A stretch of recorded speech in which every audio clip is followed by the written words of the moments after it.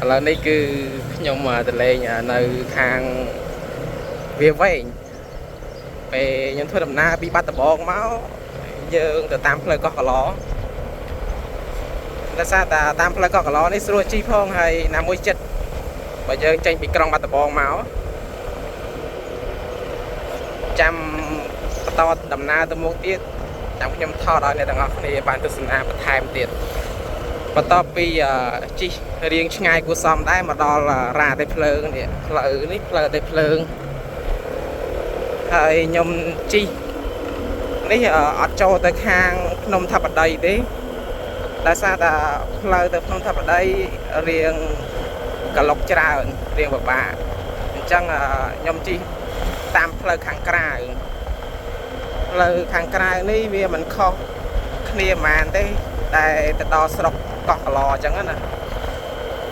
ហើយជិះតាមផ្លូវខាងក្រៅនេះទេសភាពស្រស់ស្អាតទៀតបន្ទាប់ពីឆ្លងផ្លូវតែភ្លើងមកយើងនឹងឃើញផ្លូវមួយបត់ខាងឆ្វេងដៃយើងនេះហើយបើយើងទៅមុខអានឹងយើងទៅខាងភ្នំថាបតីប៉ុន្តែយើងអត់ទៅភ្នំថាបតីទេគឺយើងបត់ចូលតាមផ្លូវខាងក្រៅព្រោះផ្លូវខាងក្រៅនេះទៅធ្វើហើយអញ្ចឹងស្រួលជីហើយទេសភាពវាស្រែក៏ស្រស់ស្អាតដែរអញ្ចឹងយើងជិះតាមផ្លូវនេះទៅរៀងស្រស់ស្រាយជាងផ្លូវខាងក្នុងប៉ុន្តែពេលដែលយើងជិះទៅចេញមកដុំសាលាស្រុកដូចគ្នានឹងឯង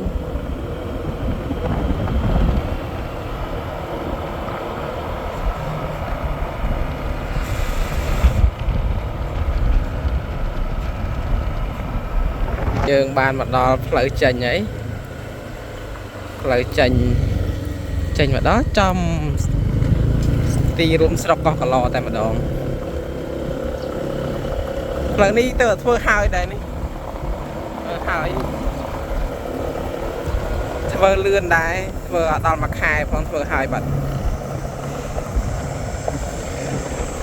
បានមកដល់រំវងមូកោះកឡហើយនេះគឺជារង្វង់មូស្រុកកោះកឡតែម្ដងនេះកុំច្រឡំថាក្អមអីមិនមែនក្អមទេគឺកឡបន្ទាប់ពីយើងជិះមកដល់កន្លែងវងមូនោះហើយយើងបត់ខាងស្ដាំដៃទៅត្រង់រហូតទៅគឺចេញនៅកន្លែងអសតេចាំទៅដល់អសតេខ្ញុំនឹងថតឲ្យអ្នកទាំងអស់គ្នាទស្សនាទៀតពេលនេះយើងមកដល់អសតេហើយ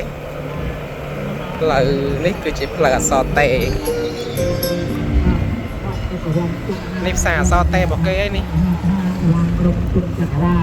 ផ្សារនេះព្រឹកឡើងមានមនុស្សច្រើនផ្លូវខាងនេះវិញយើងមកពីបណ្ណន់តាមពុកបានបកលាទីតាស្រែបែស្ទឹងមកបួយជួយទលេបែទៅស្អីហើយឥឡូវនេះគឺយើងចេញទៅខាងឃុំកំពង់លពៅដើម្បីបន្តដំណើរទៅកាន់ស្រុកវាវែងខេត្តពោធិ៍សាត់ឥឡូវនេះគឺយើងបានមកដល់ផ្លូវកំពង់លពៅហើយផ្លូវកំពង់លពៅនេះបើយើងបត់ទៅខាងស្ដាំគឺយើងទៅខាងសំឡូតវិញហើយបើយើងបត់ទៅខាងឆ្វេងគឺយើងឡើងឆ្ពោះទៅកាន់ខេត្តពោធិ៍សាត់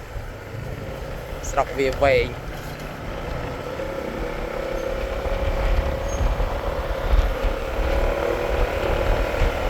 ចាប់ពី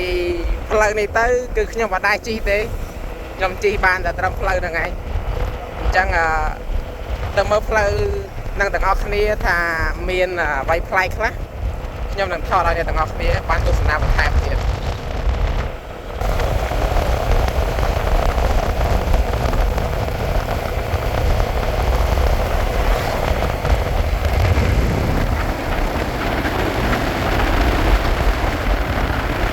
ដល់ឥឡូវនេះគឺយើងបានមកដល់ព្រំបន្ទល់បាត់ដំបងខេត្តពោធិ៍សាត់ហើយនេះហើយគឺព្រំបន្ទល់បាត់ដំបងខេត្តពោធិ៍សាត់ស្រុកវាវែង ឥ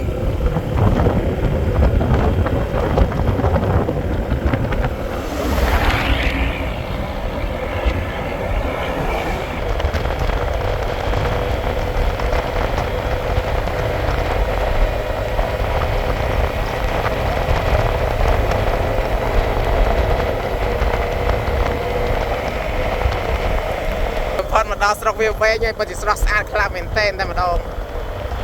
លើកទី1សម្រាប់ខ្ញុំដែលមកផ្លូវស្រុកវាវែងនេះភ្នំស្អាតស្អាតភ្នំធំមែនទែនតែសម្រាប់ដើមឈើខែននេះក្តៅអញ្ចឹងទៅឆេះស្លឹកអស់ហើយប៉ុន្តែមានត្រួយលាស់ថ្មីមកតើប្រហែលជាមួយខែទៀតអីគឺស្អាតវិញនេះស្អាតខ្លាំងមែនទែនតែម្ដងដល់ឥឡូវយើងបានដល់កន្លែងក្នុងវងមូប្រម៉ោយអីវងមូប្រម៉ោយនេះបើយើងទៅខាងស្ដាំដៃយើងទៅខាងវាវែងហ្នឹងឯងទៅខាងផ្លូវតុងអាំងហើយបើទៅមុខគឺយើងទៅខាងកោះកុងហើយបត់ឆ្វេងទៅពោធិ៍សាត់វិញឥ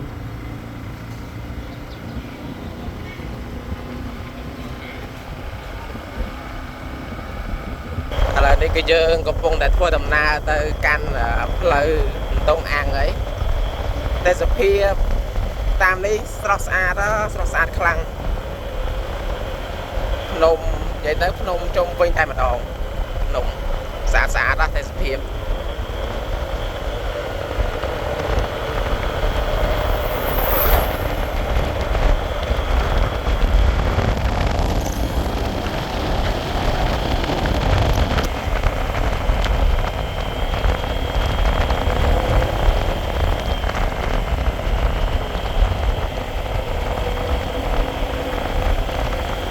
ឡូវនេះយើងចិត្តបានមកដល់កន្លែងដើរលេងហើយ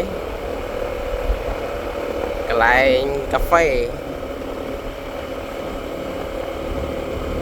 ត្រេនគេកំពុងតែល្បីទីបំផុតយើងបានមកដល់កន្លែងគេល្បីឯនៅខាងពោធិ៍សាត់នេះគឺជប៉ុននៅខេត្តពោធិ៍សាត់ត្រេនល្បីហើយផ្កានេះដូចផ្កាសាគូរ៉ាអញ្ចឹងស្រស់ស្អាតខ្លាំងមែនទែនអ្នកទាំងអស់គ្នាអត់ទាន់បានមកលេងអាចមកលេងបានតែបន្តិចទៀតផ្កានេះអស់ហើយស្អាតថតរូបអីបានស្អាតតែម្ដង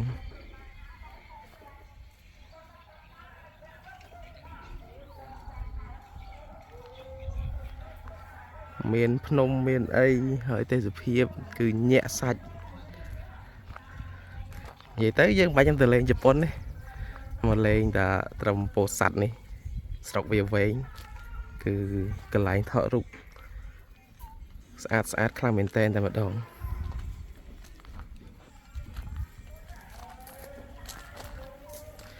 ហើយដើមផ្កានេះមាន2ដើមដែរ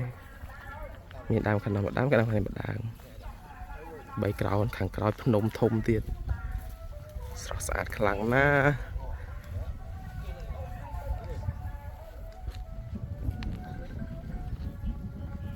ជាទស្សនភាពផ្លូវតុងអាំង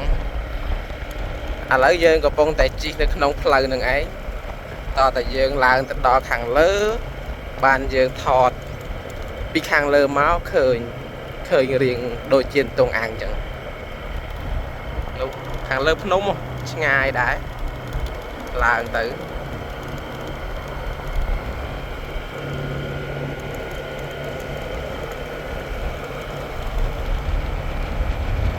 តែសភាពនេះលើកទី1ខ្ញុំមកស្រស់ស្អាតមែនទែននិយា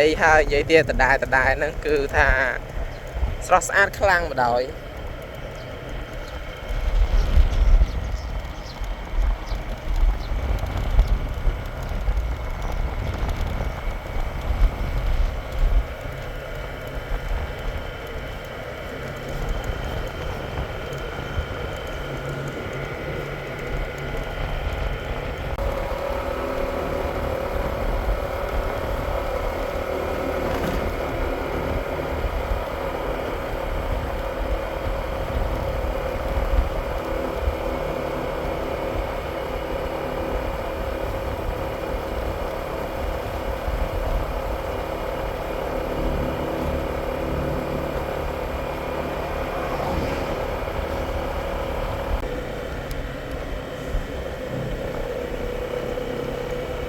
cháu chỉ tầm mơ thằng lờ tịch tiệt sân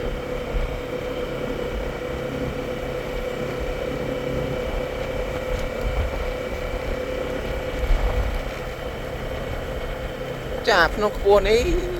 lần là có buồn nào đấy à nó buồn lắm à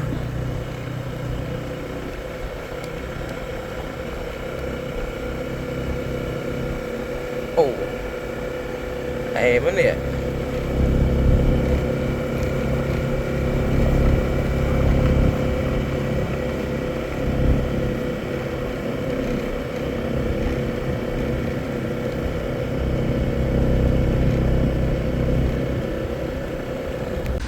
bà đã lấy tiền phật dương bàn một đò sọc về nhấy phở tông ăn dương mơ bị lờ tới đôi tông ăn bể đã tay mà đó sọc xa đó thì sẽ hiện lên đi lượng đi muối này màu nông thông thông của buộc là mình tệ hay video nó nhưng mình tập ban ấy con trai lại tôi làm video mình đi video nó đọc chậm chụp đi video cả cao tiền